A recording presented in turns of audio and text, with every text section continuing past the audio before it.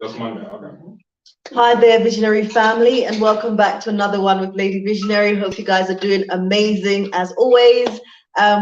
Today is a very special evening. It is a special dinner, Diasporans meeting here in Musanze, and all coming together, sharing, and just having fun together. But what I'm going to do is I'm going to let Colin Keith Roach tell you guys all about what's happening here this evening. So enjoy, get a glass of wine or champagne or something, celebrate with us. Hi, this is Colin Keith Roach. I'm the proprietor at Colin Homestay, my Airbnb in Musanze. You probably have seen me online. I just decided I was going to share this wonderful evening with my friends in Musanze. We have three expats in Musanze. There's Teresa, known as Mama Moon. There's Lady Visionary, who everybody knows, and there's me. All right, we're gonna soon have Ramon Bourne, and his wife Lisa.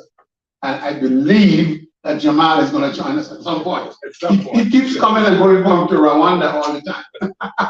So we're gonna help him get. Yeah, we're good. And this is my friend Bob. You're thinking about Who's Rwanda? Yes. Right. Okay.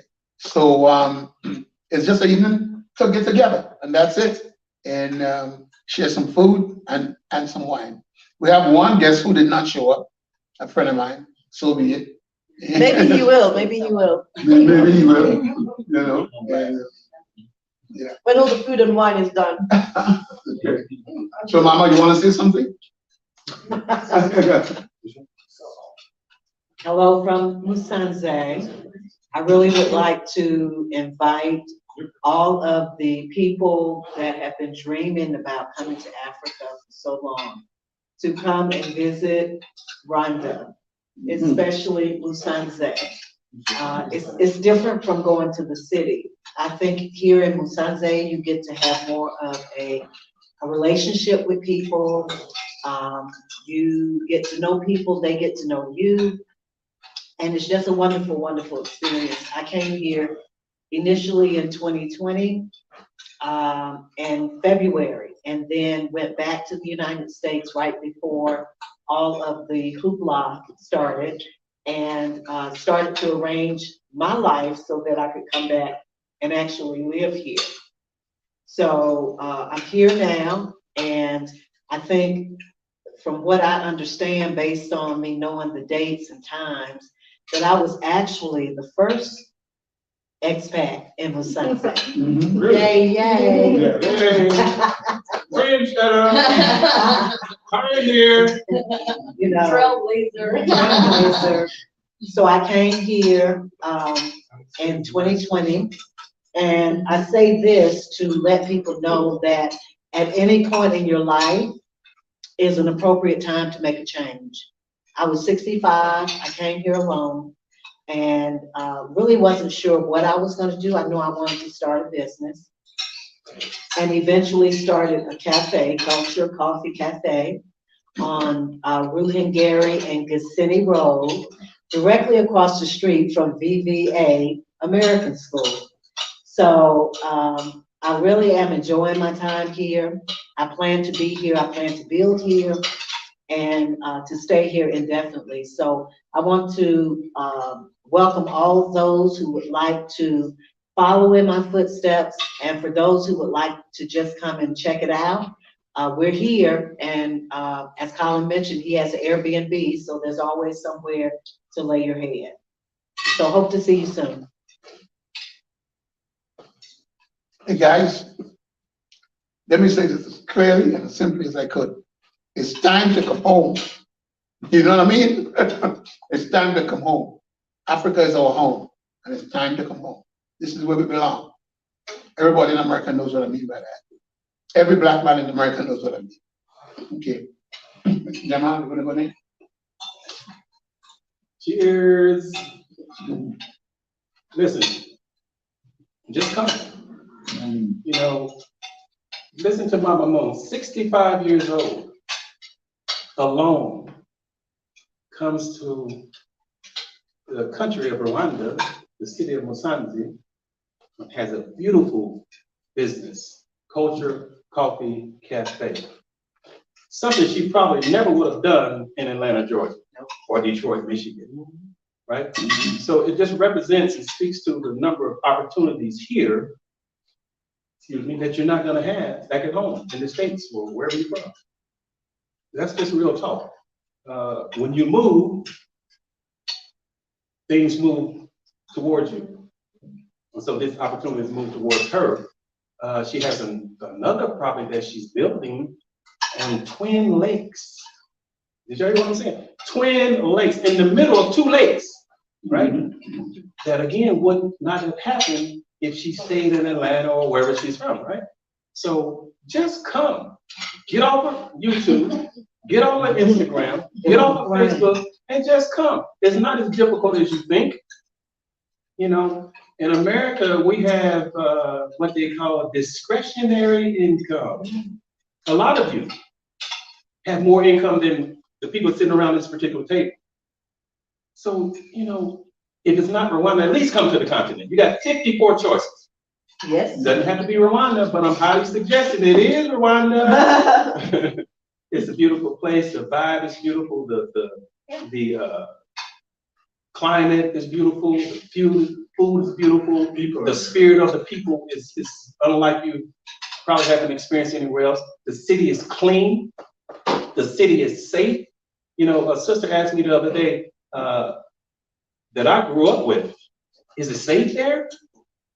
So I just gave her some figures that show that Rwanda right now, depending on what particular source you look at, is the number 6th safest city in the world.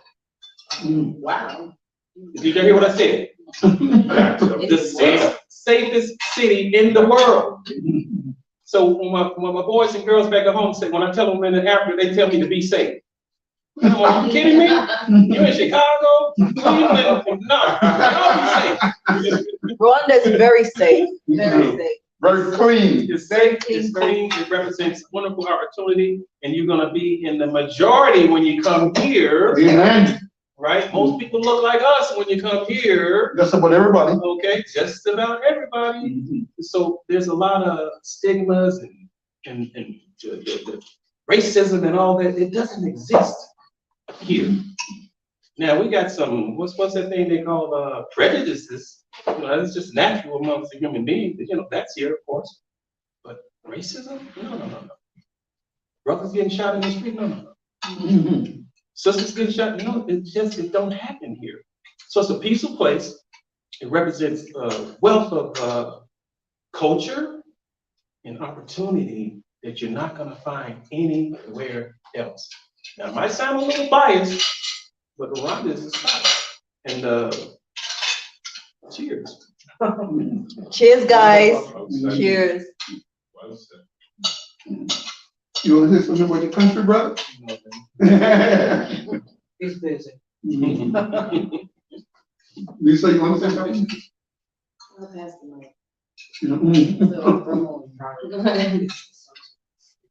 Ramon, can we see you well here? Guys, how's the live stream? Is it clear? Let me know if you can hear the sound and if you can see the picture clearly. Yeah.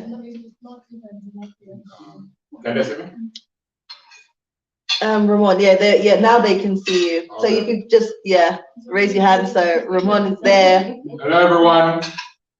I'm actually tall. There's not much I need to say. These guys said it all. All right. My wife and I, we took our family, our belongings, and everything, and we're here. And it took a year, but I can guarantee you, if I ever do a live stream again, which I doubt I will, but if I do, it's going to be worth it.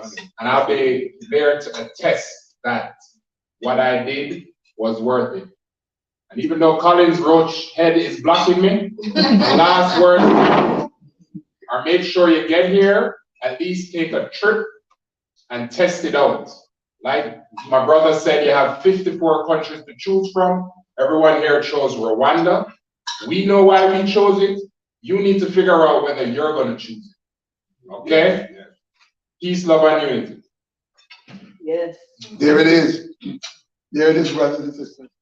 You know, guys, You don't need to email me anymore. You don't need to WhatsApp me anymore. We can't see you. You don't need to email me anymore. You don't need to WhatsApp me anymore. You just need to get on the plane and come here. Booking an Airbnb, booking my Airbnb and come here. All right? Everybody's emailing me. Everybody's WhatsApping me. Look, I've answered all the questions. Just come. There's nothing else to say. Just buy a ticket and ride the skies. And we're here for you, okay? Brad, I'm talking to you, my buddy. Okay? Bring your tail to Africa. Forget about Thailand. Okay? Thailand don't exist. Thailand. What the hell is Thailand? Okay, you know I'm kidding, brother, but I'm looking forward to seeing you in July, okay? All right. Okay, man. Peace. So guys, we've got a couple of people in the building. If you guys have any questions for us, do let me know, because we're here enjoying our food.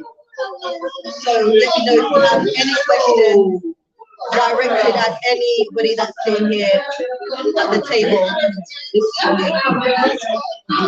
But guys, we're just enjoying. We're enjoying life in Africa. We're enjoying life here in Musanze. So for those of you guys, as we said before, if you're thinking about running, just come. Even if you don't want to come to relocate, these guys. Even if you don't want to come to relocate right now, at least come to visit. Come on. Yeah. People don't think that we can have events like this in Africa. Like they think that like if you're coming to Africa, that means you have to downscale significantly, or I mean there has to be some adaptation, right?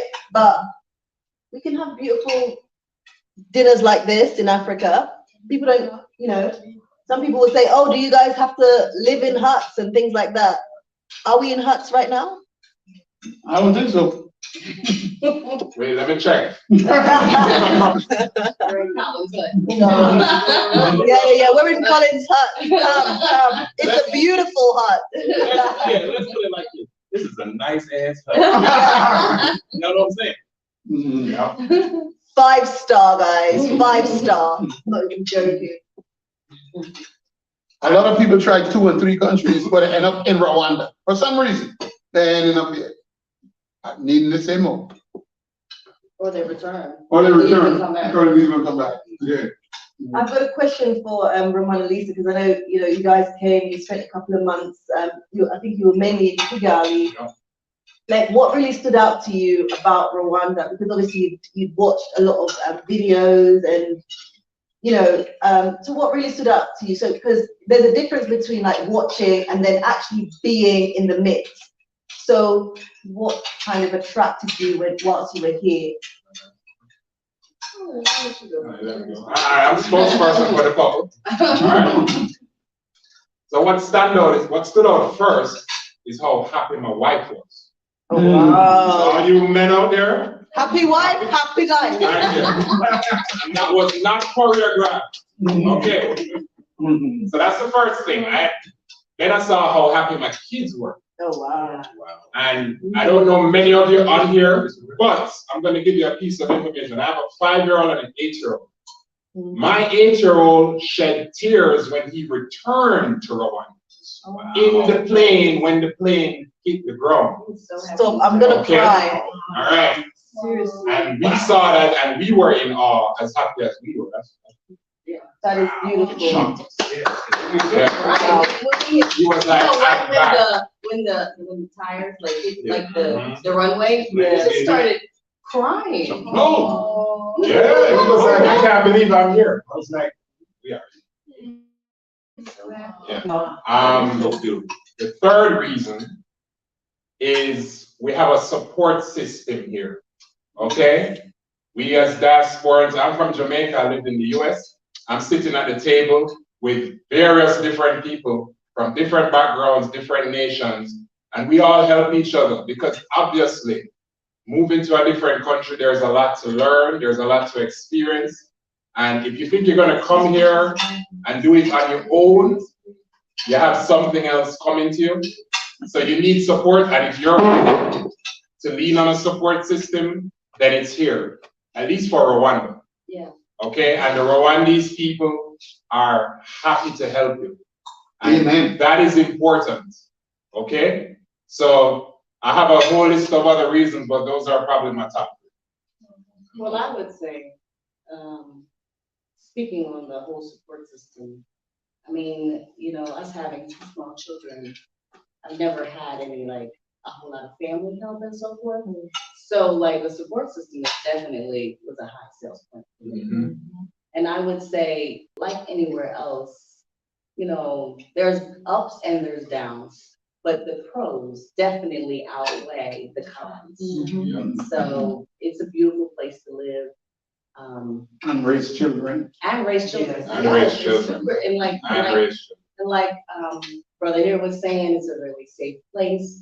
I don't worry about my children. He gave data. What more do you need? That's it. Yeah. I gave stats.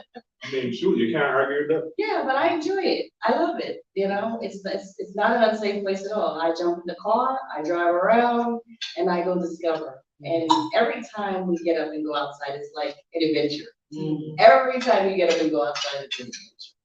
And I personally have been enjoying the journey. Okay, they got me on the roll. I have one more thing to say. It's on the roll. Remember how most of you in the US or the UK or wherever you're at in the world, for those of you who are melanated, remember how you got there. Okay? Your ancestors, our ancestors were taken from this land and shipped overseas. Okay? So for all of those who feel like they're watching this right now, you know that you're watching this because it's calling you. You just have to decide whether you're going to answer that call. I think I'm talking too much, but that's my word, last word. No, not at all. Don't put me on a live again. Okay? I told Colin I didn't want to be on YouTube, but I told him, best believe I'm gonna get it out there to y'all because I'm telling you the real, just like everybody else. So I'm sorry, guys. No, not at all. I'm not sorry. That's the real. Sorry, not sorry. Okay, they didn't know. I just met my dear friend here, and she did the live, so she didn't know what she was getting herself into putting me on a camera. So I don't have blame no her. regrets, no regrets. Don't blame her, okay? So check this out. This is the shy, laid back one. Well, Oh, no, but he's a public speaker though. oh, no, I wouldn't say He's that. not shy, he's just laid I'm back. not shy. I'm not Zone shy. two personalities. Not shy, laid back. If the situation is right, I'm gonna give it to you. So when I met both of you the other day, you told me that you're falling in love with Musanze. What was it about Musanze that you started to fall in love with?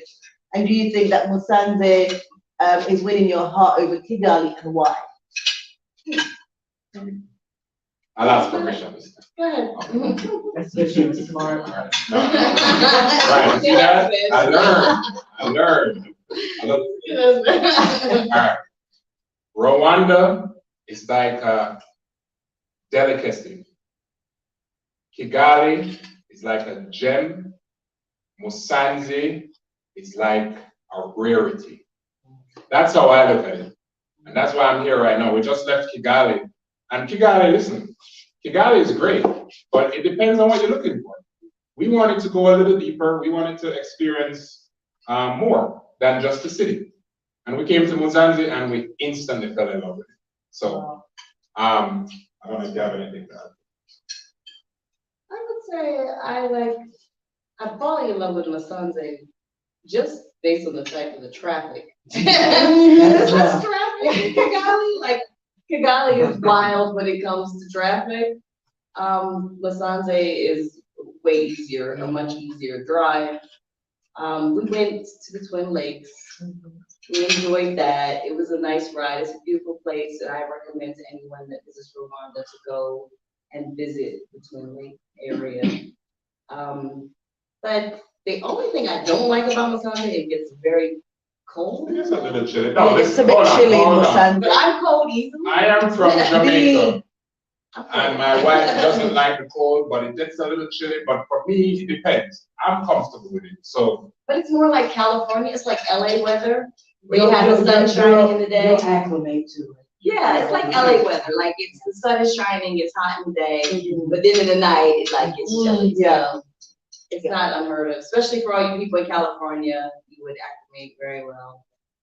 Yeah, but I'm enjoying the sunset. I'm like the laid backness of it. Yeah, it's really laid back, right? Guys, and let me just say this. Before you book your ticket to Ghana, I know all you guys in America love to go to Ghana, okay? I know you all love to go to Ghana. Before you book your ticket to go to Ghana, check out Rwanda, okay? Check out Rwanda. I just want to put that out there. Everybody runs over to Ghana, okay? Check out Rwanda. We have options now. And actually, Colin, we have a friend that's coming here. One of her girlfriends, who's like a sister to her. She spent several months in Ghana. And we kept saying 6 months. Yeah. And we kept saying to her, listen, we understand she likes Ghana. But we said to her, like, she actually didn't understand why we weren't more interested in Ghana. And we said to her, just visit Rwanda. So she's coming in Where's my birthday then? end of the month. So we'll see how that person, that would be a good case study, right, guys? We'll see how that person feels, because they've spent a lot of time in Ghana and now they're going to visit Rwanda, so they'll be able to come here. So she'd be a good person for you guys. Should be a good case study. Funny enough, Ghana was the first African country that I visited, and before I met my husband, I was actually on my way to Ghana, and then met my husband. She's like, and then You know, the rest is history. Mama, you been to Ghana? No, I haven't. I was actually planning to go to Ghana on the year of return. Missed that, so I was in Costa Rica at the time. And my friend and I decided that we wanted to go somewhere else. And East Africa came up because I had been researching it for a while. So that's when we came and spent 10 days here, 10 days in Uganda, 10 days in Tanzania. We went to Kenya and went back. But Rwanda it was just so comfortable. You know, That's so amazing. I think that, you know, people have to come. You can sit and think about it and plan it and do whatever, but until you actually come and experience it, then you'll know, you know, whether it's a place for you or not. And the other thing I want to say, guys, there's something called stress. Everybody who live in America know what stress is. And in UK, you know what stress is, okay? All my stress here has gone up 90-something%. I don't feel stressed at all here anymore. Well, you know, my experience has been that there's all kind of levels of stress, but what I felt in the United States was trauma. Yes. And there's a difference. Trauma. It was trauma every day. It was trauma. So, you know, you get to a point where you feel, well, I felt like there was just nothing else there for me, you know. And when people treat you the way we as Black people have been treated in the United States, and you accept it, then don't expect to be treated any better. Right. You know, so my deal was I just had to lead for my own sense of self-worth and respect. To go somewhere where at least I was considered to be a human being. So that was my biggest thing. You have stress here, you have stress, but there's a level of stress that you have to deal with. You know, you have stress just from gravity. You know, but it's a totally different kind of situation. That is what we deal with in the United States is constant trauma. Trauma every day. Can't get away from it. So am I the only one that experienced, what do you call it, post-traumatic stress? No. When you got here, No, man. like, did you feel like still all wound up, but like nothing is happening? It's like you're still ducking, but nothing's coming. You're like, nothing's coming. It's like, oh, okay, nothing's coming. Expectation. So Yes. interestingly enough, and this is a good, that's a good segment. Like, we brought family with us. Like, so we were living in Rwanda, we left, we came back. We brought family with us, and we have to literally coach. Well, it's a husband, wife, and their mother and father and their child. we literally have to, they live in the US, we literally have to coach them To relax. to relax.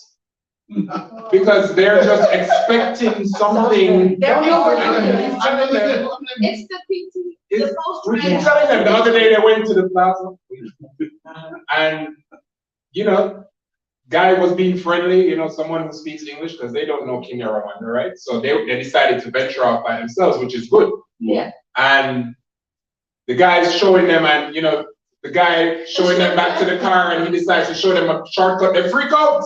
Because they freaked out because it was like maybe dark in that space that Right. they had to pass through. Right. So being from America, they had to Avoid pass dark through a dark space. So they got all like, it's a setup, you know? Yeah.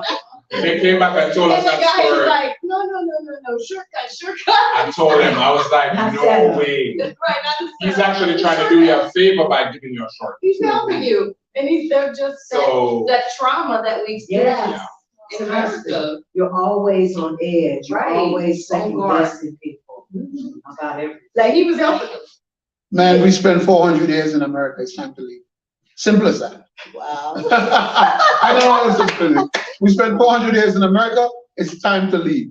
Come back to the motherland.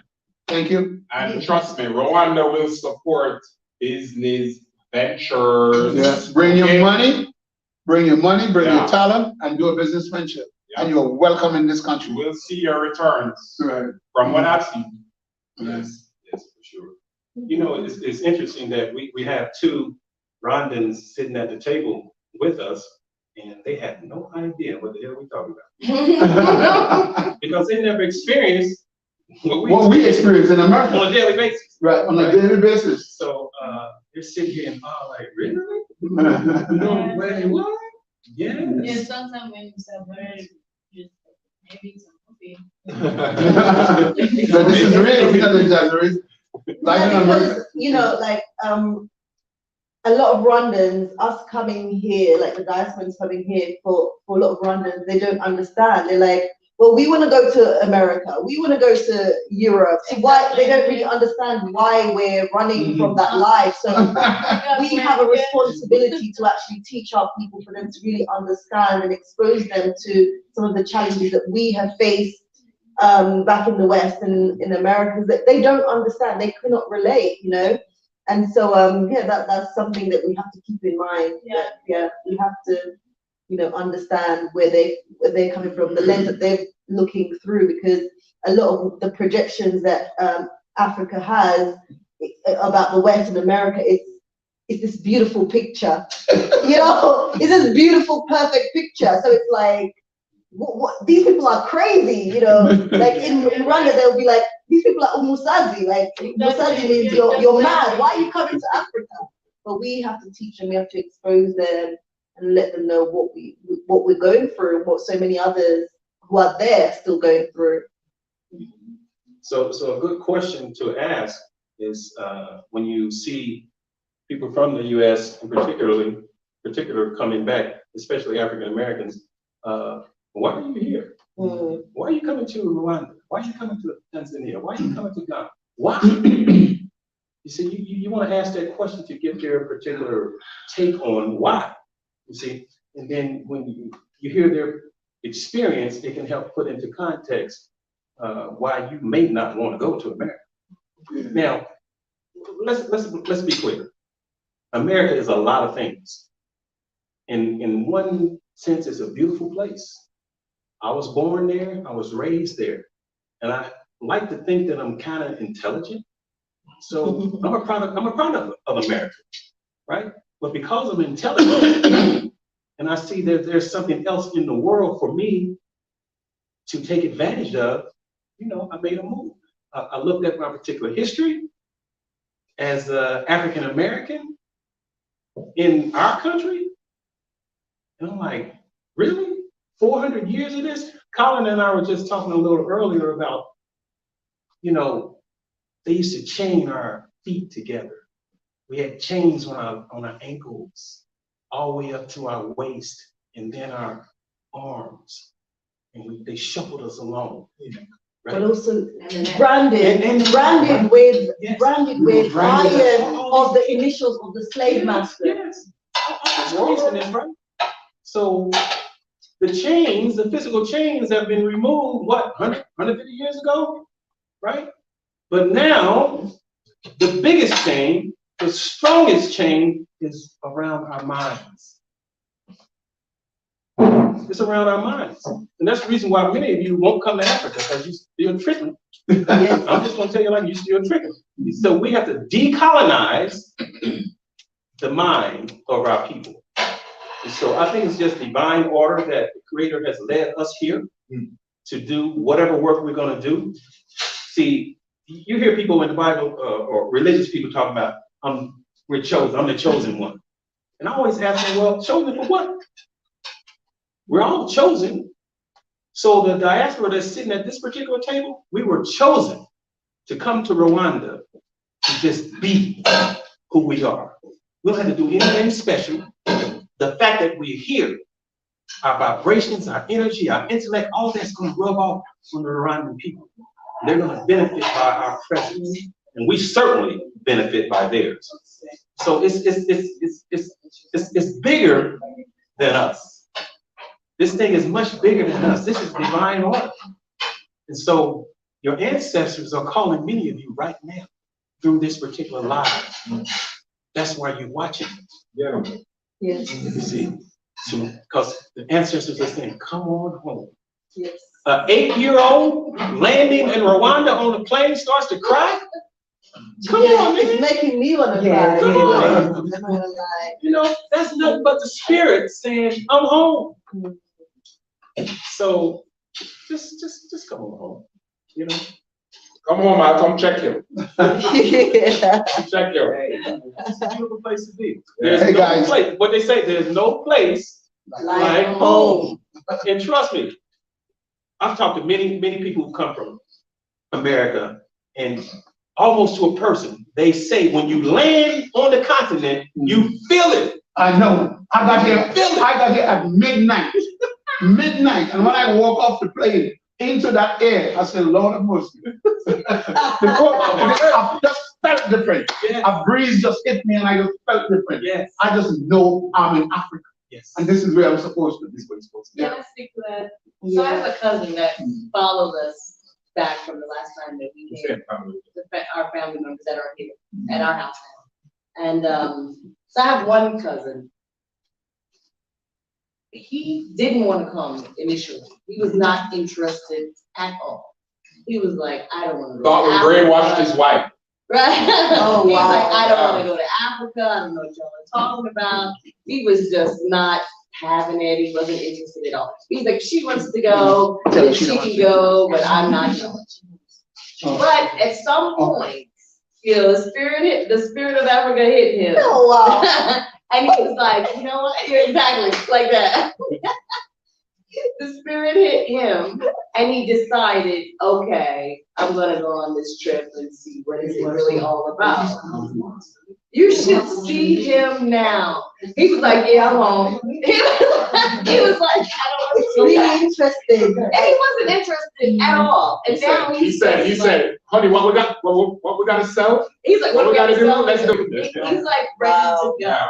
And he was the least likely to, you know. Yeah, it's funny because I'm the first of my family to, you know, come to Africa, and you know, I knew that there was something within me that's saying like your family has to come, and I was like, the thing that I had to do was bring my wedding to Rwanda. And I was, even as I had that thought in my head, I was like, this is crazy, but it is what it is. And I said to my family, well, I'm getting married, and I'm getting married in Rwanda. Like, they were like shocked. They were like, what? Like, some of my family members didn't even talk to me. Like, they didn't talk to me. And I was like, even my dad was kind of like, I'm not sure about this. And I was like, Dad, if you're not going to be the one that walks me down the aisle, somebody else is. But I'm getting married in Africa. 2 weeks before my wedding, because I created a WhatsApp group, there were a large number of my family who were just silent. They're not coming. I think my dad didn't even speak to me for about a week. Wow. we're in the house and like, and I'm like, I'm not changing my mind. I'm getting married in Africa. 2 weeks before the wedding, because I'm already planning everything, people were sending me their tickets. Family members that said they weren't coming were sending me their tickets. My uncle that said he would never put foot in Africa, he sent me his ticket. I was like, what is going on? When I went to the airport, Kigali International Airport, to pick up my family, my uncle was kissing the ground, kissing the soil. The man that said he would never come to Africa was kissing the soil. I said, Uncle, get up, you're embarrassing me. You're embarrassing me. He's like, you don't understand, I'm on the motherland. He's like, it was just a complete, like, 360. It wasn't even a joke, it was bizarre, but it was phenomenal. And even like those family members that came, they're like, I'm coming back. You know, my dad turned 70 in October. He's doing his 70th celebration on the motherland. You know, he wants to go to Tanzania and then he's coming back to Rwanda to see what I've been, like all this thing I've been putting out on YouTube. He actually wants to see it in real life. So he's actually coming, he wants to celebrate his 70th birthday here on the motherland. So it's absolutely phenomenal. It's I can't really put it into words, you know, but also this is what's supposed to happen, because even many Jamaicans, you know, like, I don't know, say like 20 years ago, if you called a Jamaican African, it will be like, what? It will be like a fight, you know? But now we're embracing it, we're embracing our identity, and to me it just feels absolutely phenomenal. This is supposed to happen because our ancestors left the motherland not knowing if they would return. And so it was inevitable that the children of our ancestors would return to the motherland. And so that's what continental Africans have to understand as well. So, very well yeah. said. We have to be Speaking of getting married in Africa, you know, guess what? I'm getting married in Africa.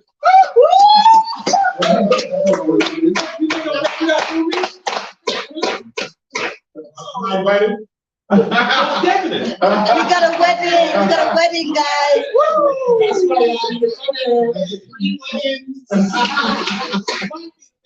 Oh wow. Again, speaking to the idea that you come here and you never know what life is gonna put in front of you. So I did a video not too long ago about possibly coming to Africa for love. So, and I let people know, like, look, I'm not trying to promote international relationships. I'm saying, you come here, you know, you might run into a sister. You know, You might check all the boxes. You might check all the boxes. You know what I'm saying? Red light, everything. So I met this young lady and speak about safety, right? The first night that we met, she was walking home from work. And I was just coming out of the restaurant, walking home to my apartment. Now, as fate would have it, her street was 1 block from where I live. Wow. Right? So this was a dark street, and it was heading into a village. So if I was in the States, I would have checked her right there in the sidewalk and said, look, baby, I'll see you tomorrow. I ain't going down this street. Ain't going down this way, right? But we know back at home, like, familiar neighborhoods. But you don't go down. It was dark. Never come home. You know? So, but I could feel the peace that allowed me to just continue. I walked all the way home. Right? And then I didn't feel any kind of danger whatsoever. You know, your spirit's gonna let you know when some stuff is consciousness. Yes, right. I didn't feel any of that. So when we got done talking and it's time for me to walk back home, now I'm by myself. At least I was with her the first time, right? So I'm by myself, but same thing. On the way home, it was just peace, man. You know, so I was like, wow, this place is special. So the energy of the people is and the spirit of the people is beautiful. It's one of love and accommodation. This is what I experienced. I don't know what everybody else. This is one of love and accommodation. And, you know, being 6'4" and 215, 220, you know, Rwandan people are slight, most of them. So this big guy walking through the hood, they know I ain't from here. right? Right. So mostly they looking at me, they might be scared of me, right? You know, but it was just a beautiful experience. So brothers, I'm speaking to the brothers specifically. You know, things ain't working out with you at the crib. You might not be able to find that one that you're looking for whatever reason.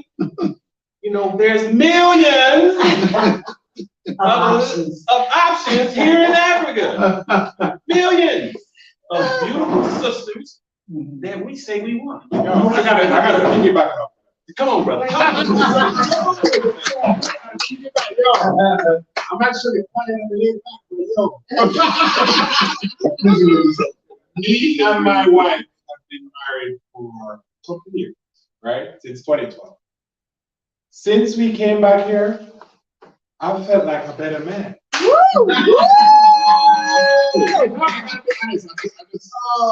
to piggyback on what he's saying, right? Either you're gonna find love here or you're going to rekindle. That's all I gotta say.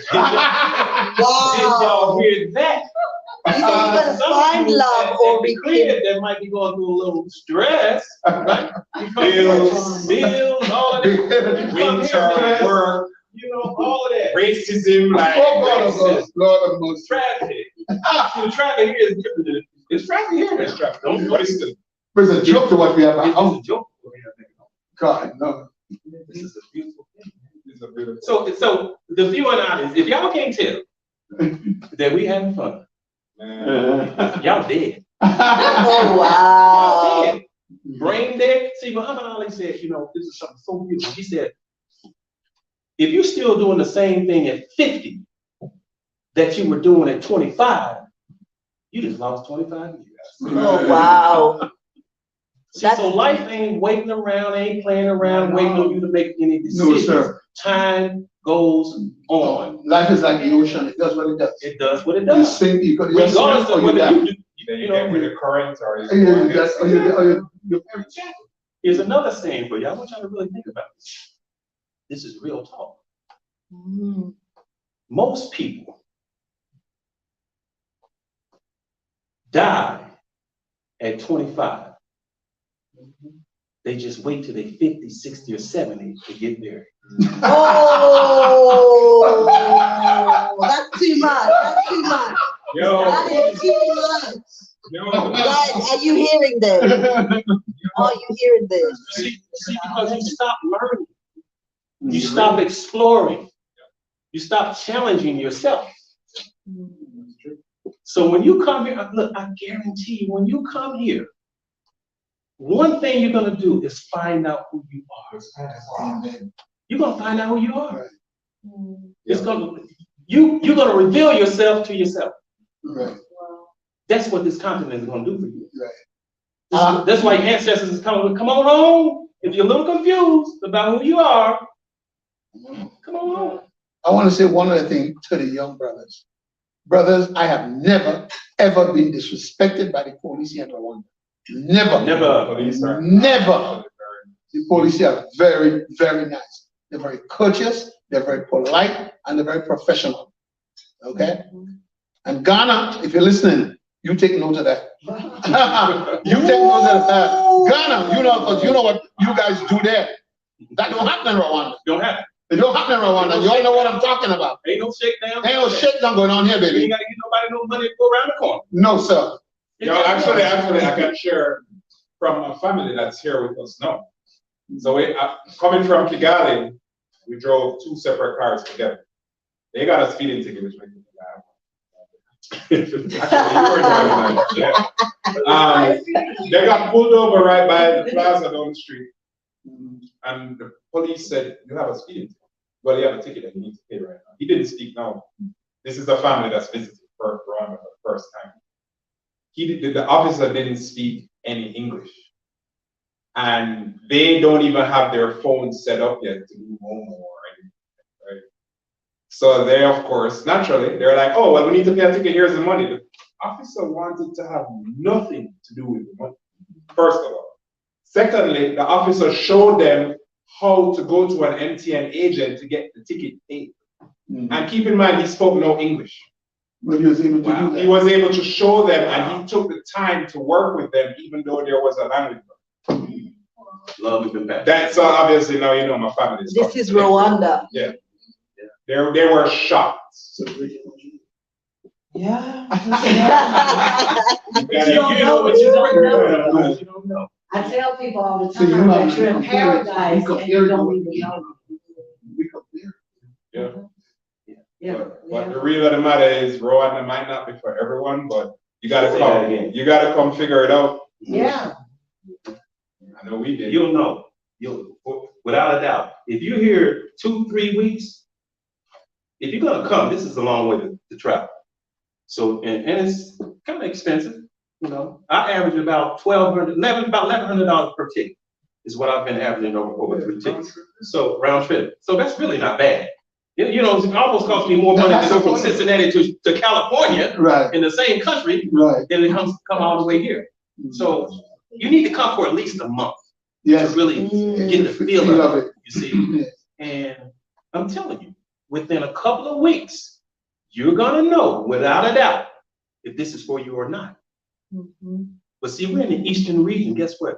If Rwanda isn't for you, you can go to Burundi, you can go to Kenya, you can go to Tanzania, you can go to Congo. Right? Most of that within driving distance. Kenya, you probably gotta fly, right? But I'm told I can drive from here to Tanzania. Oh, yeah. You can. Yeah. Okay. Now, when I get there, I might Congo. be a bunch of woods and stuff like that before I get to the city, but I'm in Tanzania, right? So, It's 1 day drive to Dar es you know, So, just come, you're gonna know. Okay, so if Rwanda isn't for you, and it ain't for everybody, like the brother just said, guess what? You got 53 other choices. One of these spots is gonna be for you. If not, you need to stay where you are. And shout out to the guys and the people rather, like Colin and Lady Visionary and all the other people. Yo, me and my wife, I know we're appreciative of all the content because this is what helps us, Yes, yes. right? Mhm. So Colin found my first house. I won't say what area. Didn't love it, but he helped me to enter into Rwanda. Beautiful. Yeah. So shout out to all. This is how we do networking it. and Yes. connecting is very, Yes. very important. Very important. Yeah. Yeah. Very We important. have it, like I said, there's a support system. When I came here, I believe there were 4 of us. I came here October 2019. I believe there were 4 of us. When you say here, where are you talking about? Kigali. Okay. October 2019. There's over 100 now, right? Oh, easy, Yeah, Easy. easy. Yeah. easy, easy. So let me say this. I want to say to the viewing audience out there that my YouTube channel is African Lifestyle. It's African with a K, AFRIKAN. African Lifestyle. You can't miss it. Red, black, and green. You'll see that. So go to my channel, look at some of the other videos. Please, please, please ask any particular questions that you have. If I can't answer them, I know where to get the answer. We just want to assist you in making this move like we have. Okay? We're just reaching out and helping our brothers and sisters come. Right? So any questions that you have, just ask. Right?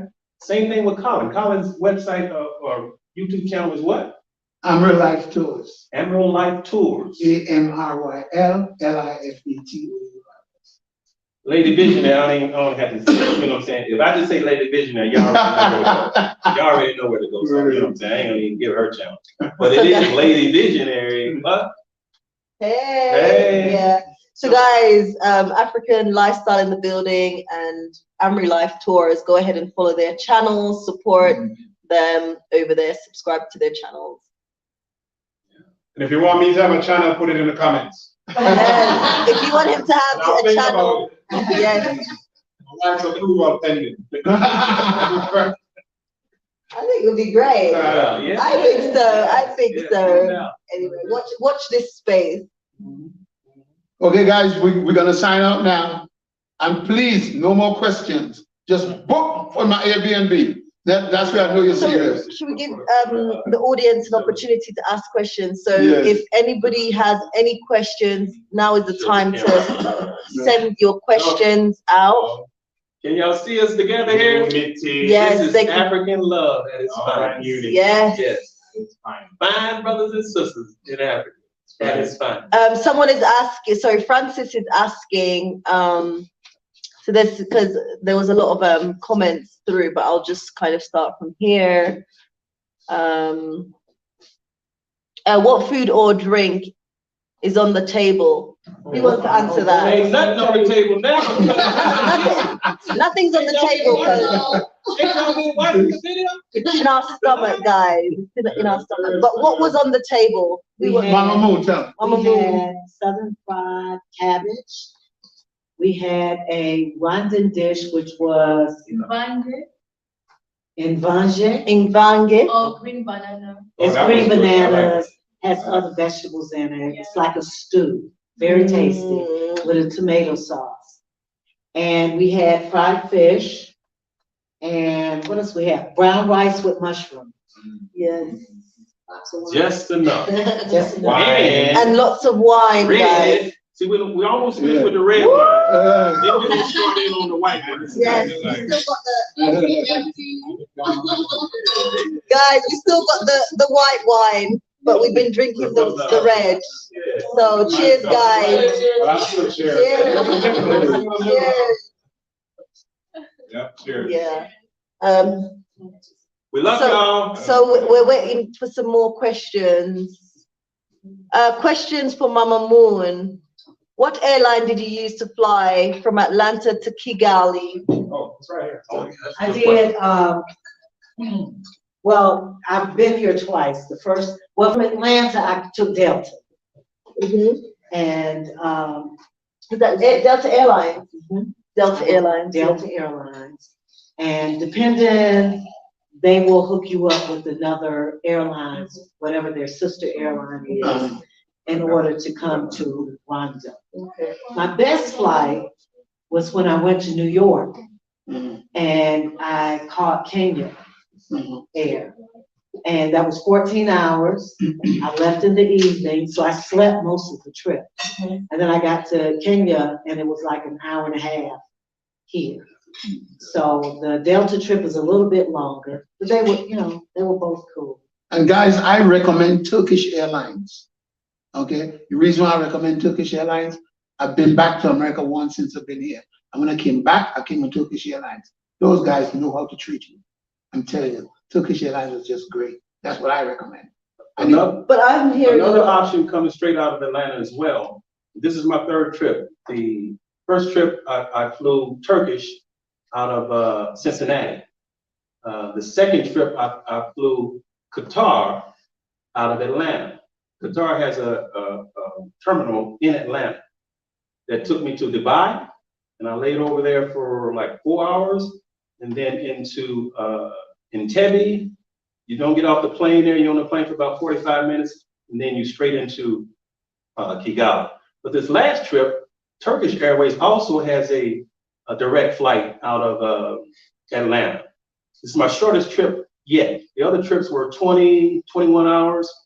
This one stop, I flew from Atlanta to Istanbul, Turkey, for like, the first leg of the trip was 10 hours and 25 minutes. I had beautiful seating, was able to stretch out, and I was only there for an hour and a half before I was back on the plane again, coming in, instead of stopping in Entebbe this time, I came straight to Kigali. So that was like 6 hours and 35 minutes. So that's the shortest trip for me yet. So you have those choices, but depending on where you are, you got other airlines, of course, but out of Atlanta, those are the three choices. I would suggest Turkish because it's the shortest flight. And you're gonna spend $1,000, $1,100. Shop all you want to, but you should, but that's about average for me. Yeah. So just want to put Let me that. tell you what we, Well, the first time we flew into Kigali, we flew out of DC, and we flew out on Ethiopian Airlines. And I would say the cost was around $700 to $800. Was that prior to COVID? No, that was that during. was during. That was during COVID. It was like between $700 and $800. Wow. Out of DC. It was Ethiopian Airlines. We flew into Ethiopia.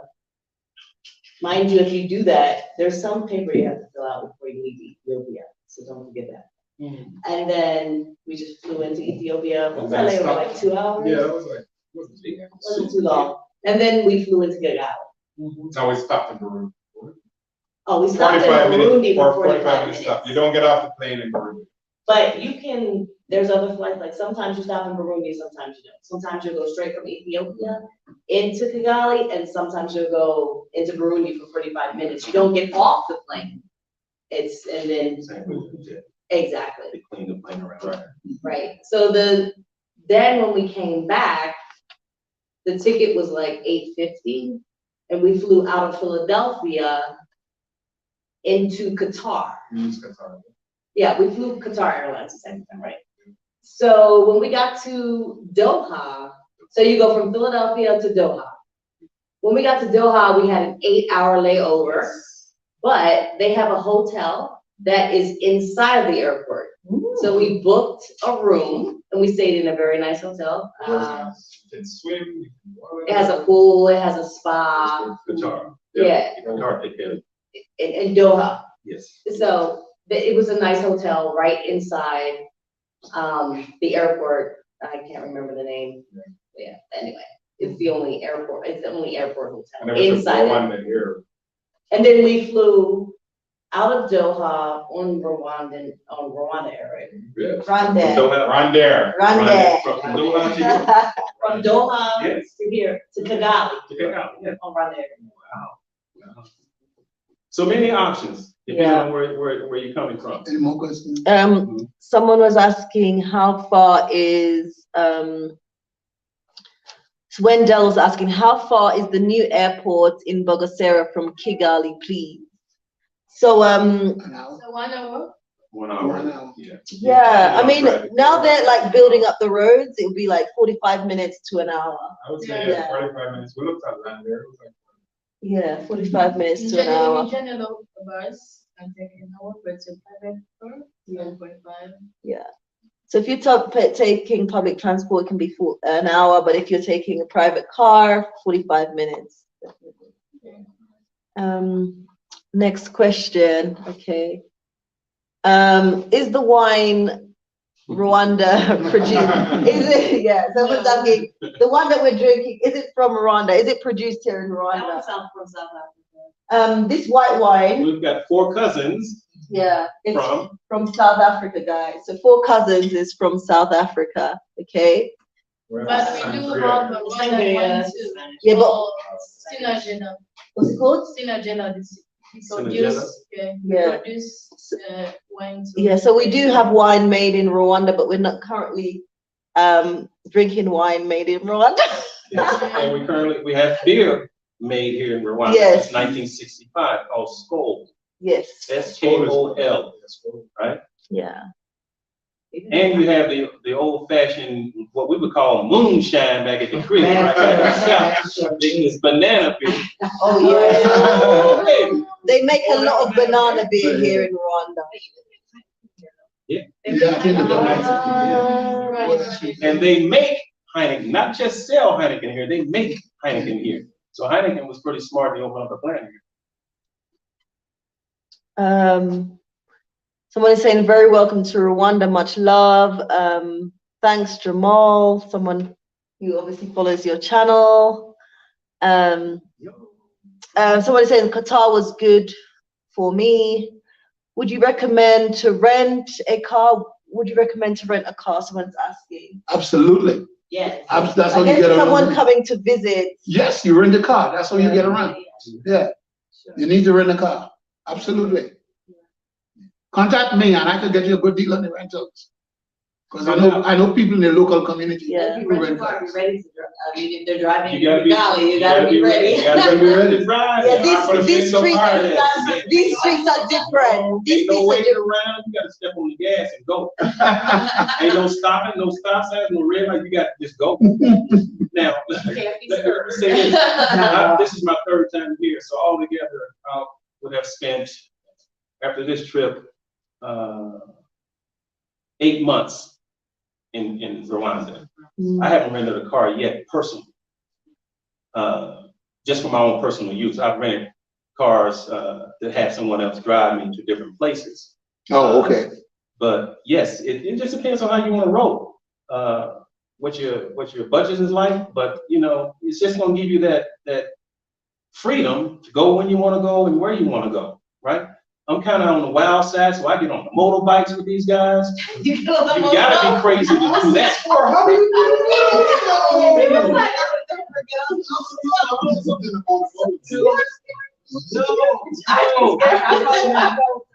I get on motos, but I'm just saying, he's 6'4". I didn't get on a moto. Oh, you've been on a moto?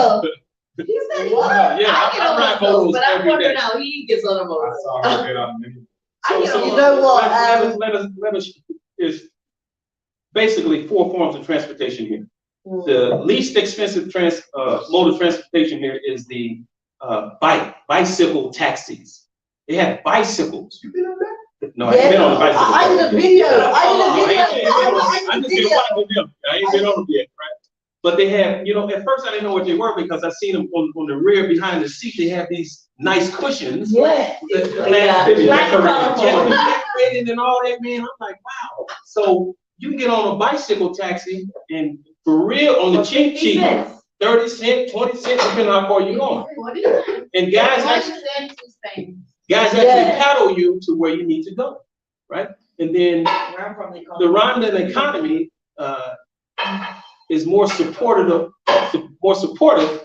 of those who are making a certain level of income. They own the motorbikes. There's a gazillion motorbikes throughout the country. Yes. Maybe 2 gazillion, right? And so this is how most people get around. But then you have public transportation like buses that are very, very, very inexpensive as well. It's going to take you a little longer to get to where you need to go. So transportation here is not an issue. But rent a car is not like back at home, the price wise, right? You can rent a car very, very efficiently here and get around. It's not that expensive. So it just depends on how you want to roll. I gotta watch the video.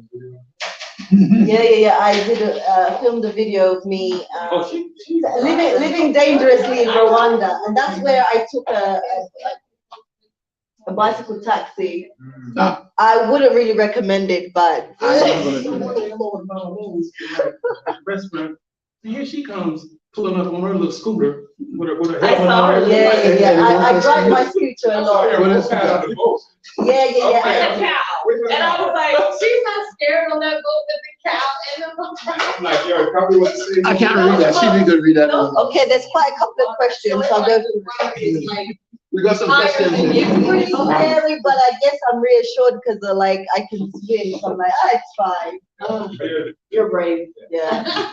But I take my scooter up onto the peninsula / island. We got some more questions. And then I just cross it by boat on the water. So we've got quite a couple of questions, guys. Bear with us. Okay, next question by Marley. Is there a large Repat community there? Who wants to answer that? Yeah, I would answer that. We have a community that is growing in Kigali. We can't see you there. Oh, they can't see you. Yeah. We have a community, an expat community, guys, that's growing. In 2019, when I came here, there were like about 4 of us here now. We have about 125 and growing. There are 3 of us up here in Musanze, soon to be 5, and maybe more coming soon. No, more are coming. More are coming. Yeah. More are coming. Yeah. So as far as numbers is concerned, that's it. But remember, we are pioneers. We just found out about Rwanda, and no one is here more than 2 years. Everybody's here 2 years or less. You know. Yeah, Zayfen is saying, okay, we'll contact you, Colin, coming in June. Contact me. Yeah. Yes. You can WhatsApp me. WhatsApp me, guys. Go to my channel, and you can contact me on my channel. Okay. Someone is asking. Just come. Yeah. What is that? That was funny, right? Okay, next question. Is Rwanda expensive? No. Some things are. Depends on what- Rwanda, I would think. guys, let me answer this. Rwanda is affordable, but it has value, okay? There are many countries in Africa that are cheaper than Rwanda, but they don't have the value that Rwanda has. Rwanda is not cheap, but it's affordable. So Right. go to my channel, African Lifestyle. I just did a video on shopping at the mall, at the market for groceries. That will give you a great idea of how inexpensive it is here for things. So let me just leave you with this. I was riding with a guy last year, and I asked him what his car insurance was. But get this now. I said, how much do you spend for car insurance? He says $80. I was like, wow, for the month? He's like, yeah, that's for the year. Yeah. I said, whoa, hold. $80 for the year? $80 for the year for car insurance. Now, I'm told that if the very top of the line insurance you can get is only about $135 a year. Yes, I'm paying about $130 here. I just paid my car insurance and I paid $34 for 6 months. What? You hear what I say? $34 for 6 months. For car insurance. Mine is for a year, $130 around there. You see? So, yes, some things are expensive though. Look, some things is kind of hard to come by. I was in the store the other day and I seen some cheese. Some cheddar cheese. It was 8 slices of cheese. They wanted $7,000 for it. $7,000 Rwanda. Okay, let me clarify. $7,000 Rwanda francs. Which is $70. Whatever the hell it is, it's too much. Right? So it'd be $7 American dollars. $1 franc. So now we know cheese is high everywhere. In America too, right? But baby. So some things are very high because they're not ready to develop. Is Parmesan cheese a little, like a slice of cake size, Right. is $15 to $17 US. That's expensive. What? for Very Parmesan. expensive. Yeah, something So- And that's like one dish for, like, Exactly. if you make Alfredo, that's Oh, yeah. $15 to $17 for that cheese. So some things are very, very expensive. So if you come in here, bring your own cheese. We got cows here. Well, I don't know how But they your water bill is $10. But your water bill is $10. Yeah. I got a water bill sitting right here for $15. Okay, wait. So people need to hear this. So your monthly water bill can be from about $10 a month. Everybody, we need to get information. Okay. We need to tell them that, yeah, that's a very important point. Like your water bill per month can be $10. Well, it can be less. It can be less. I run a cafe. Yeah. Mine is Whoa. $10. Yes, Mine is and that's a 15. business. That's a business. So Mama Moon's Cafe, she pays about $10 a month. Yeah, I like where I am right now. I don't pay any water bill. Yeah. Yeah, we all wanna live with. I don't pay any water bill. Okay. Huti is saying life looks great. How can I get there? Just get on a plane. Come. I just told you all the Just tell me how you get here. You buy a ticket, Negro. Anyway, let's move on. You buy a ticket and come here. Marley's saying, how do you deal with the staring there? Can I just okay, can I just say something? Before anyone answers, like I know this is something that comes up time and time again, that Rwandans do stare a lot. However, there's no harm in it. Rwandans are very, very curious people. And also, I think it's partly to do with the history. They're just very observational and can be very critical, like in their observation. So it's not like they mean any harm by it. So I just want to put that out there. There's no harm that is meant by the staring, but it did get to me a lot. And what I do, I'd stare at them back. Because Rwandans like to stare. They don't like to be stared at. They don't like to be stared at. that is the answer. Yeah, so anyway, you guys. Yeah. As soon as you look back, you'll go. Yeah. Rwandans like to stare, but they don't like to be stared at. When you saw me, I did my observation, I saw you and say, oh. Okay. When you stare back, they look like. Yeah. Because I'll just go like this. I'll just go. Especially in the village. Yeah. In the village, yeah. Because they're curious. They're like, they're just curious. There's no harm done by it. No harm with it. No. They even know you want you. They Yeah. know you knew. They know So you knew. another way that I deal with people here, like, so they don't know that I'm like fresh. Mhm. So what I've learned is that, like, if I go to the market or whatever, like, I don't smile because it's like, it's an American thing to be smiling all the time, I think. So when I go in the market, I go with straight face and I'm like focused on what I'm going to get, and no one pays me any attention. If I'm just focused on what I'm going to get and I'm not smiling and I'm just walking, people will look and I'm not. They say, she's in Rwanda. Yeah, she knows where she's going. Yeah, that's good. That's And good. when I'm walking to the market, like, if someone's staring at me, like, getting close, I'll be like, And I recommend to everybody, don't come to Rwanda and don't learn the language. Learn something. learn the language, learn Because something. if you're planning to be like exploring the environment that you're in, people are going to approach you naturally. They might be like, hello. You want to know at least to say hello, good evening, good morning, yes, no, like Yeah, simple yeah. things. Yeah, thank you. Like, don't come to Rapoze. Rwanda and don't learn Kenya Rwanda. You have to learn Kenya Rwanda. Yeah, and I say that a lot on my channel, like, you have to learn the basics, because one of the frustrations with a lot of people who come to diaspora is the language barrier. So a way that you can try and overcome that is just try your best to immerse yourself in the language. And, Kinyarwanda, I mean, I've been coming to Rwanda since 2014. I mean, I understand a lot more, but it's still very difficult. Right. And even like back in the UK, my husband would be on the phone speaking Rwanda, but still, it's a challenging language, but it's not impossible, because I've met people who have been here for 7, 8 years who are very fluent in Kinyarwanda and connect, and so they connect even better with the local people. So. And I find that the Rwandese people are appreciative when us as foreigners show, like, they'll really help it. Like, the people I cross paths with, like my wife, she did like a 10-week course on Kinyarwanda. I actually learned from her. Oh, wow.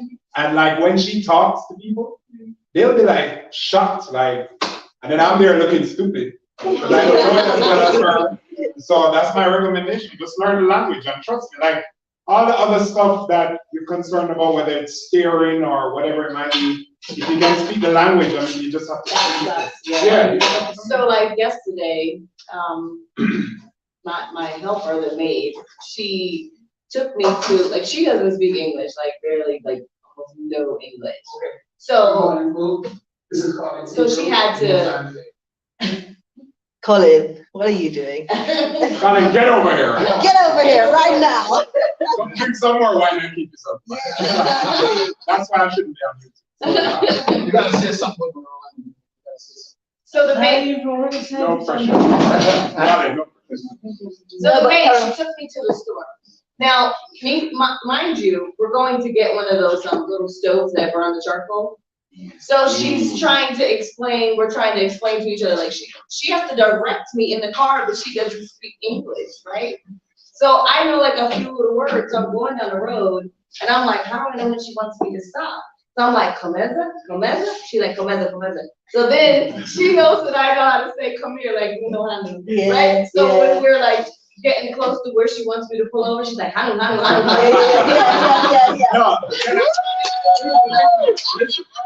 That's so good. That's impressive. For all the experts that are coming, if you are lucky enough to have a worker or a staff person, respect that person and treat them well, because that person will help you so much. Yes. So we, like, the people who work with us they become like family, and they help us. They understand that we're foreigners, and we're here trying to understand our way. Yeah. And they have, listen, we could not survive. No. We have a daughter, a son, and we're probably going to have 8 more. And they're close to our age. You know what? You know, I want to speak on that point about respecting the people, but also realizing that the Rwandan people can help us fulfill our dreams here on the continent. And they're willing. Like, you've got to really dig that, and they're so willing, as you're saying, you know. And so a lot of us, we can miss that. So it's so important to also people watching to know that, you know, the Rwandan people can help us fulfill our destiny, our dreams, you know, our aspirations. And I'm going to be the bad guy who says, if you come in here to think that because you're a Westerner and you have some higher level of intellect, don't come. Because it's an exchange. You bring in whatever knowledge you have, and you're gaining knowledge from what they are giving to you. So, yeah. But I would say that the language thing is definitely important. You have They to learn. appreciate you when you can say something, you know, you're just at least trying. And I would say that the numbers are important for yourself, because when you're in the market, if you know how to say numbers, then you know what they're talking about. You know whether they're trying to upsell you or I know the numbers. So when they're like going back and forth, I'm like, they're like, she understands. Yes, very good. I spoke about that in one of my videos, saying about learning the number, being able to negotiate in the market. The numbers are hard, but they're worth knowing. When they're talking, you're like, oh yeah. And then they get surprised, like, oh, she knows what. Yeah, exactly. Respect is earned, not given. Right. Someone is asking, how much capital should I expect to spend for 1 month stay, including lodge, transportation, and for dining, roughly? One person? In a month. Is it a family or one person? I think it's one person. Is it a family or is it one person? So let's do both. If it's like an individual coming, as well as like a medium-sized family, 3-4 people. Yeah. Well, it depends on how you want to roll. It depends on your lifestyle and what you're accustomed to. So I would say, if you live the exact same way here that you do wherever you're coming from, whether it's America or wherever, let's say you're doing the same things, you're eating out the same every week. As an example, I would say if you're doing everything the exact same way, you're going out to the club, whatever, right? You're gonna spend half of that. Especially So if you're spending $300-$500 a month doing whatever, you're gonna spend $200-$300 a month here. It's just gonna be less. I would say you can cut that in half, maybe even a third. Seriously, because when you can go to the store, Colin and I was talking about this. Colin can go buy food at the restaurant cheaper than he can cook. I paid $2 and what? 22 cents. $2.22 for a meal. That's something he has to show me as well. I paid $2.22 for me. But that's so it's just hard to say depending on. And I spend about 6,000 or 7,000 francs in the open air market, and I have enough stuff to make smoothies for 4 days, for 3 or 4 days. It all depends on your life. So check this out. One mango you can get for what? 40 cents? 400. I get 3 for $1, 3 or 4 for $1 here in Musanze. 3 or 4 mangoes for 1,000. Yeah, which is $1 American dollar. 3 mangoes. Now you know 1 mango at the crib, at Kroger, you know what that's gonna cost you. Right? So it's just much less expensive. Just stay away from the cheese. Imported cheese. So, the local cheese is reasonably. Yeah, the local cheese you pay. And I would suggest the Gouda. Don't mess with the she been shopping mozzarella. for the cheese. so the The local cheese, you can use the whole cheese. The local cheese you can buy for $3. Yeah. Here in Musanze, buy for $3. It is a different taste. So, okay, next question. Do you guys have plans to do this sort of gathering monthly or occasionally? Would you Yeah. Ah, good question. Would you like us Would to? you like us to? We could do this once a month.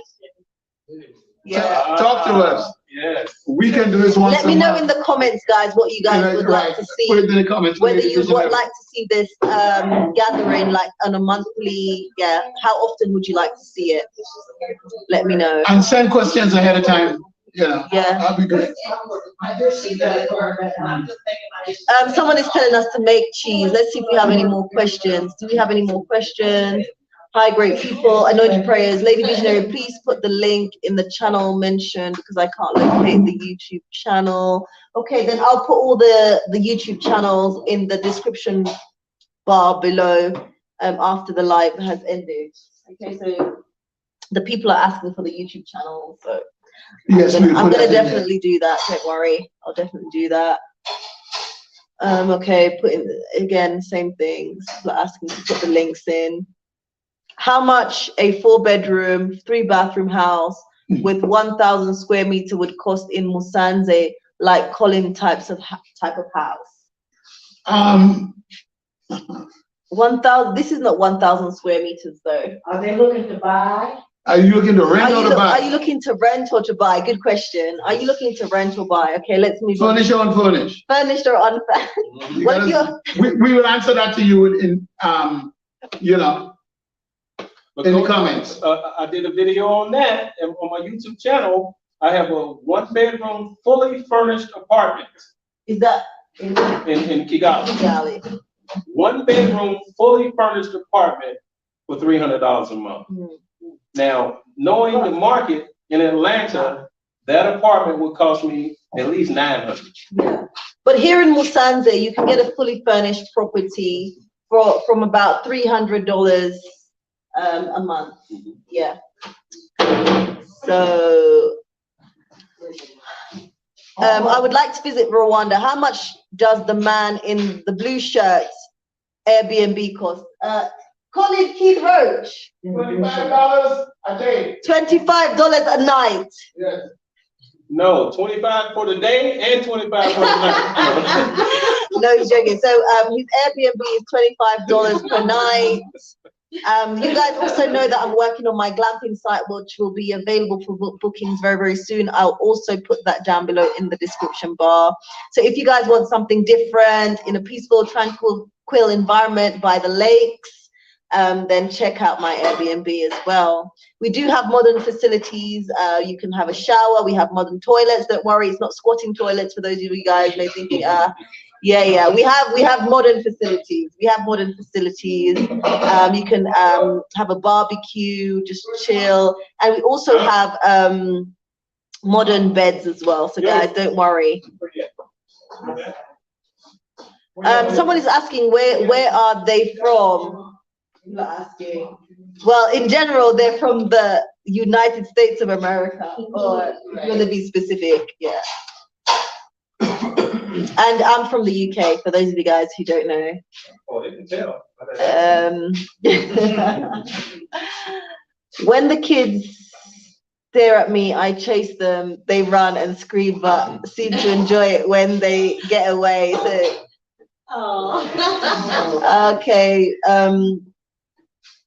How much is the furniture how much is furnished apartments, bachelors in Musanze? Any good English schools in the area, primary school? Ones are furnished, one apartment for bachelor. A furnished apartment for bachelor up here would be, I don't know, $400 a month, US dollars, about that. Okay. I would say you look around and you shop and you could come up with something. How much was it in Kigali? In Kigali? Oh, when I was in Kigali, I was living in one of the more established communities, the top of the line, and I paid $700 for a 2-bedroom apartment, furnished. But you could get them cheaper than that. But it all depends on where you want to live. I like to live in the better areas, so that was it. But you have to come here and spend time and shop around and see what's going on. another question, any good English school in the area, primary schools, it's specifically talking about Musanze. Talk about that. It's right across. Musanze, we have the American school here. We have the American school, it's called Virunga Valley Academy. Yes. And then you have Excel, which is another school, but it's running on the national curriculum. And but then also they've just expanded and they are offering the Cambridge system as well. So yeah. But if this is a really good point actually, because we need schools here in Musanze. So if there are any educators here with experience, Amen. come and build a school or Yes. set up a school here in Musanze. It's Right. very much We have a friend. We're hoping our friend that she's a teacher. Yeah, so we're hoping that, you know, she Right. likes here more than Ghana. Right. Oh wow! Oh, watch We're this gonna send this space. video to her. Yeah. Watch She this actually space. specializes in that. And if you want to get some information about setting up shop in Rwanda, Specializes in special needs. if you want to get information about Which setting is up, rare, I know that's rare here. Yeah, it is, because yeah, here it's special ed is not really recognized so much. It's a new thing or a new phenomena in Africa. Right. But yeah, I advise you to go to the Rwanda's Teachers Association, Google that and go to their website. If you're a school teacher, and they could give you all the information you need about anything about education and schools in Rwanda.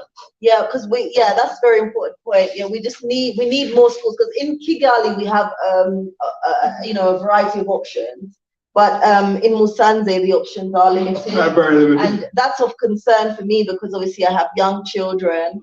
But yeah, so I appeal to you guys, anybody with an education background, come and set up a school in Musanze. Yeah. And you'll get all the help you need in so doing. Yes, Right. exactly. Guys, you just have to come here. Come to my Airbnb. That's all you gotta do. And I'll put you in touch with everybody you need to be in touch with. Yeah, guys, make sure Anointed Praise is reminding you guys to give this live stream a thumbs up, so make sure you go ahead and do that. Mali's in the building. It seems West Indians love Rwanda. And Rwanda loves us. And Rwanda loves, yeah, exactly. Rwanda loves us. So yeah, it's a mutual thing. Yeah. Can you talk about the current political situation? There's no current political situation. No, we don't Bro, want to touch on that. Forget about politics when you come here. Just do what you gotta do. Yeah. That's I mean, right. The political situation is Rwanda fine. is gonna stay that way. Yeah, Right. it's fine. There's no issue. There's no issue right now, guys. So yeah, you have to be more specific. But yeah, there's I mean, no. it seems like a few other African countries are trying to replicate from. They're trying. They're trying. Yeah, Rwanda is a role model to a lot of the rest of the African nations. Yeah, so Rwanda's doing very, very well. Someone says greetings from Toronto. Welcome to my hometown, Musanze. Some people watching from Musanze. They're looking to buy a 3-bedroom property in Musanze. You know what?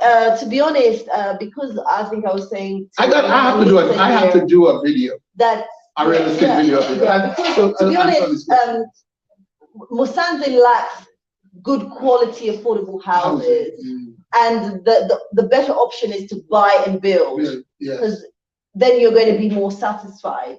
I think, because you see what's here. Someone is asking that we do the gathering once a month.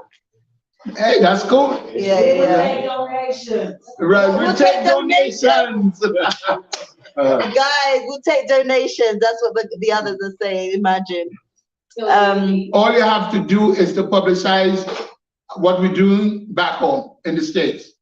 Yeah. Or anywhere in the diaspora. Share the videos out. Share the videos out. Like, Share the videos. subscribe this particular live. Right. That'll help us reach more people. Amen. And be more effective in our work that we're doing. Or that person that asks about a house. Yes. If they want to build a house, that's part of the business that we're going into.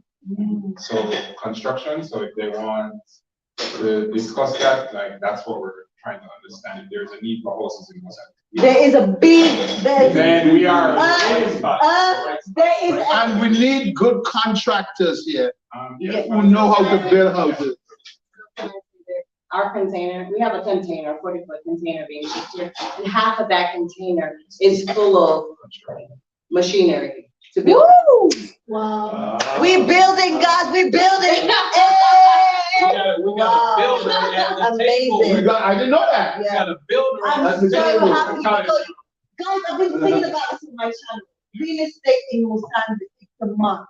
There's a massive, massive need. If you look at like the Rwanda Development Board report of like real estate, it's concentrated in Kigali, Yeah. and there's little to nothing in Musanze. I can show you that report. There's little to nothing, and it's like, why? Because Musanze is a touristic hub. People are coming to visit and so on and so forth, but the lack is the good quality affordable housing that we could, like, us people coming from the diaspora as well, that we could be comfortable in. So that's a real challenge. So we definitely need it. And but the people who are here doing it, like Omar, like with this property, and the other one, and also his uncle, he doesn't want me to mention his name, but they have seen the potential and that they're running with it. But that's only just like 2 people here in Musanze, the big guys. Yeah. So we need more of that. Good quality, modern, chic. Yeah. So that's amazing. My family's been building houses for generations. Mm. That's what my family as a group, that's what we do. Okay. So Wow. like even the house that I grew up in, like I remember when I was a child, when the house was being born. I can remember being like 4 or 5 years old, and I was like bringing the bricks to my dad and my grandpa, and they were like putting the bricks, and I bring them one, and they bucket it, and they, so like my father built houses until he passed away last year. Yep, and that's My what- brother still builds houses. Like that's what we do. That's what Wow. our family. I designed, and they're builders. Wow. Guys, I can't tell you how happy I am right now because I'm gonna cry. And I'm not gonna cry on this live, guys. Yeah. Build a house of your dreams. Yes. In Musanze. Like, I can also, what I'll do as well, if you give me your email contact, I'll also put it in the description bar, because you know, sometimes I feel like sometimes even with YouTube, like there's this competition, people don't want to share their channels with others and so on and so forth. But my channel is not like that. I'm willing to share, you know, I'm willing to share. So that's not a problem for me at all, because that's what it's all about, unity and building together, supporting each other, you know. So I'm all for it, guys. When is the best time to visit Musanze? Anytime. Right now. Now, put your ticket to next week. Come next week. There's no. Oh, we have no curfew. Yes, no curfew, guys. There's no time like now, right? Just come now. I'm so happy that there's no curfew. Seriously. Colin Homestay. That's my Airbnb. COLIN. One word. Let me just also do this. Let me also do this.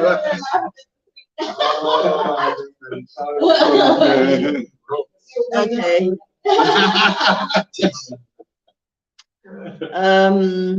I do tours. Oh, someone is saying never settle is saying yes, please do monthly get-togethers, all of you. So people are asking for monthly. It's coming. I knew they were going to do that. It's coming up quite consistently. That they're requesting it monthly. Right. Okay. Give updates. Yeah, giving you guys up. Yeah, so we'll plan to. We'll do that at your place. We'll do As month long as updates they at your place. understand that that's not a replacement for them coming here. Oh, no. We're not doing this for entertainment. Oh, no. We're doing this for money. Okay.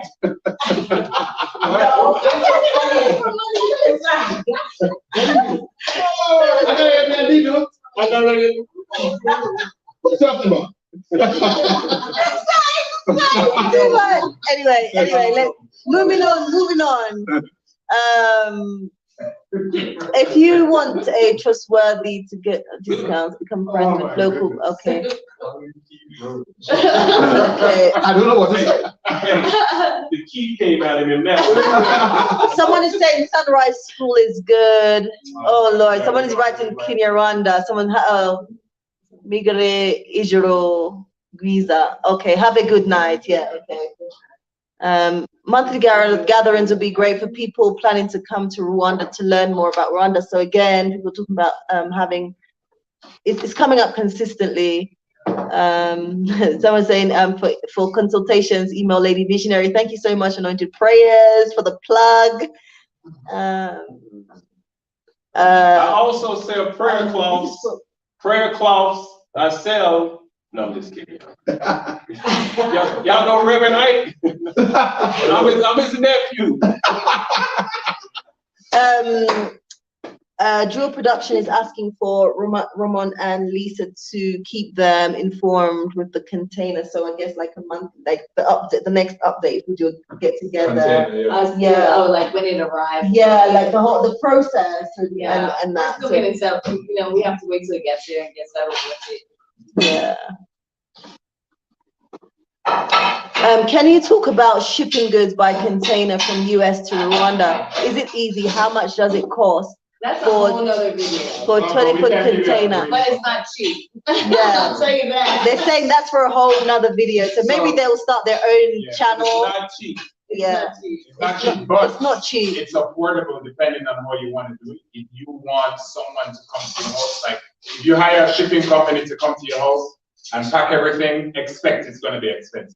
Yeah. If you are able to pack everything yourself, maybe even load the container yourself, it's much more affordable. But for us, with kids and all that, we had more than one property, we had lots of stuff. We had tools, it's like. So we opted for them to pack for us when we just shelled out the cheese to have peace of mind. Right. Wow. It's an investment, but it should, I mean, for us at least, it was an investment. Yeah.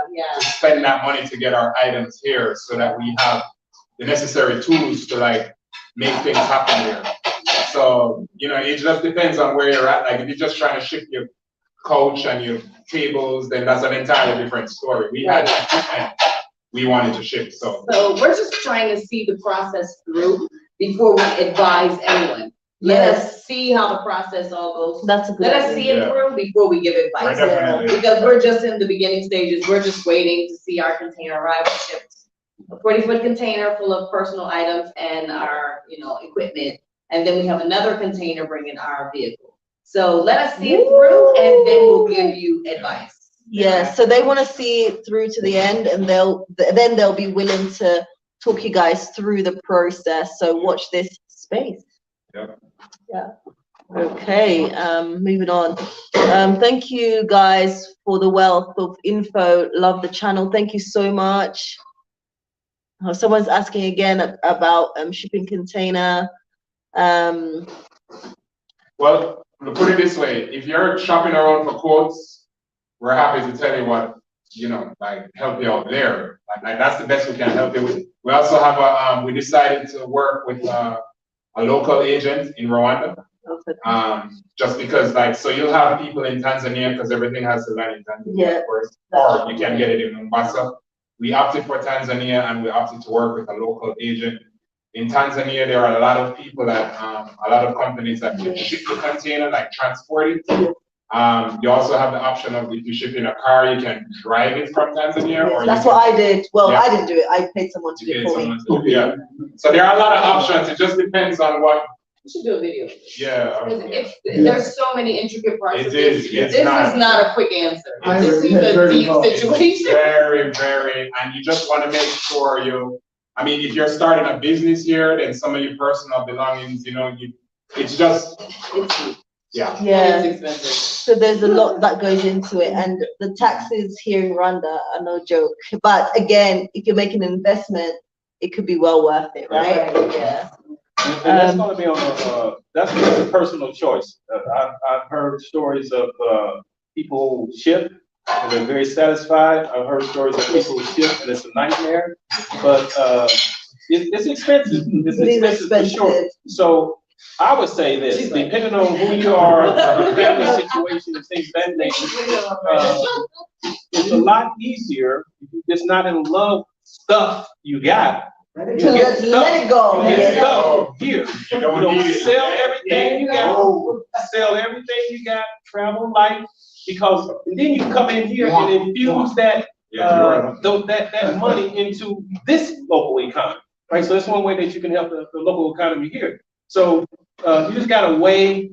You look at the value of what you have, and then against the value of what it's going to cost you, or the cost to get it here, right? So you got to weigh all that. If it makes sense. But I think it depends on, like, for us, those the things we're shipping doesn't exist here. Right. Exactly. So you can't find those guys. things. Yes, something you got to ship. Yeah, but if it's like furniture, this is my kids, then you can let that go. But the items that we're bringing, there's no, I haven't seen it here, you know, like you can't find those items here. Right, that makes sense. And that's key, because you know, there'll be certain things that are very essential for business and progression. Right. So you know, it's a calculated investment decision. Okay, so that's something to also consider. You know, the basic things that you can get here, locally made furniture and so on and so forth. But like, there'll be like bigger investment choices that you may decide, actually, this is important for my business. And let me say this: if you live on the west coast of the United States, you know, it's going to cost you a lot more to get stuff here, obviously, than if you're in the east coast of the United States, or if you're in the south, like Florida. Yeah. So that's another thing you have to consider. Because when I was coming here, I sold everything. I sold my car because I wasn't about to pay for a car to come here. I bought a car when I came here. I travel light, but I'm by myself. But if you're married, obviously that's different. Yeah, if you have kids and you're married, that's a little different. Yeah. So we opted to ship our vehicle because one of the things with the vehicles here, they're usually like $10,000 more, more than what we would typically pay in the United States. That's right. And also, a lot of times you don't know where you're getting. That's like, true. There's no, what do you call it when you can tell, like? No, the website where you can check Carfax. There's no Carfax, so you don't know the facts. Right. You don't know what kind of car you're getting. So that's why we chose to ship our SUV, because you know. I know it. Yeah, and that's why we great shipped our car condition as well. Yeah. Just comfortable with what you have. Yeah. And some things you just have to decide whether it's worth it or not. Because you know, you can get a really nice car here, and you've spent a lot of money, but like within a month's time, you don't know what you're getting. Yeah. You know, it's not functional. Or unless you get attached to a local person who could take you to a place to get the car. Yeah, I mean, I was trying to buy a car, and it was no good, and Julie took me to the place. And they check the car out, and the phone doesn't know good. It really does depend. But so our car, so my car doesn't have like a lot of miles on it. So I was just like more comfortable, even though you have to pay a duty, like you're gonna have to pay a tax. Yeah, be prepared for that. I saw your video on that. I almost died. I'm still not over that yet. But JD, you can confirm this. If you're shipping a car of a certain amount, there's no taxes, right? A certain price enough? If there's a certain, if it's 60,000 and up, there's no duty. Really? Yeah, but I don't want to act like that's a fact. That was a What question. you guys listen? So ask Lady B about that. I'm not acting like I'm. Listen, even with my car, I provided receipts, bank statements of how much I paid for my car. They still added an extra $10,000. Can you believe that? So I have to pay extra taxes. Guys, up to this day, I'm not over it. I'm not over it. Up to this day, I'm not over it. I'll be lying. I would be lying. I saw that video, she looked stressed in the video. Up to this day, I'm not over it. Sell your car. Sell your car. Sell your car. Oh no! I don't agree with that. I don't totally agree with that. So everybody's situation is different. Everybody's You have to weigh your own situation and again look at all the numbers and just see if it's worth it. You may have to ship your car and want to ship your car. But if you have a reliable family car and your family moving over here, you just want to think that. That's right. Yeah. But what I would say is make sure it's 4-wheel drive. Don't ship a car that's not 4-wheel drive, because then that's a waste of money. You need 4-wheel drive. Yes, you do. Totally. On these roads. This is the land of Okay, the next one. I learned the diaspora with plans to buy land must be mindful that they don't own it as you aren't a citizen, and that many lands are owned by many who fled during the genocide. Well, okay, with regards to this question, whether you're a Rwandan or whether you're a foreigner, now the law has changed. So it's the same for Rwandan and a foreigner. The land, you have it for up to 99 years, providing you keep up on all the taxes, and there's no problem. You can pass it on generation to generation to generation. So that's really not a problem. Yeah, that's really not a problem. Yeah. But then there's some land like in the economic zone, or if you're buying a certain number of acres, that can be freehold as well. So check it out in the law, but I think it's above 10 hectares. Yeah, let's check out the exact number. It can be freehold. And then if you're buying land in the economic zone, again, that can be freehold. Yeah, and it's the same for Rwandans as well as foreigners. Exactly the same. They're just in recent years they've just merged it to say, right, whether you're Rwandan, whether you're a foreigner, the lease land is 99 years. Yeah, it's rolling. Okay, guys, Bonnie's gonna take off. Okay. Yeah. Bonnie. Yeah. Pleasure.